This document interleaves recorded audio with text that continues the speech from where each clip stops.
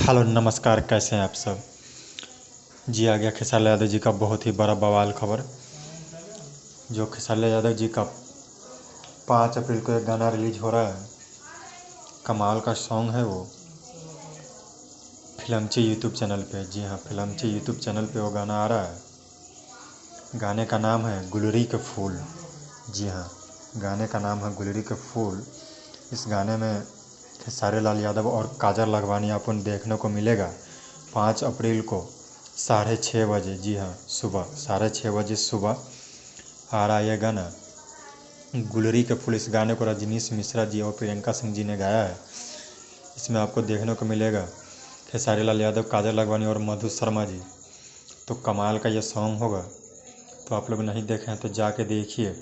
और एक चीज़ और, खेसारी लाल यादव जी का एक गाना रिलीज हुआ है, नैहर के याद ताज़ा भइल, जो काफ़ी ज़्यादा धूम मचा दिया है ये वेव म्यूजिक यूट्यूब चैनल पे। तो आप लोग जाके देखिए, अभी नहीं देखे हैं तो। गाना रिलीज हो चुका है, नैहर के याद ताज़ा भइल, काफ़ी ज़्यादा बवाल सॉन्ग है। तो जाके देखिए एक बार, मज़ा आ जाएगा। वीडियो अच्छा लगे तो लाइक कमेंट सब्सक्राइब जरूर कीजिएगा। Thank you.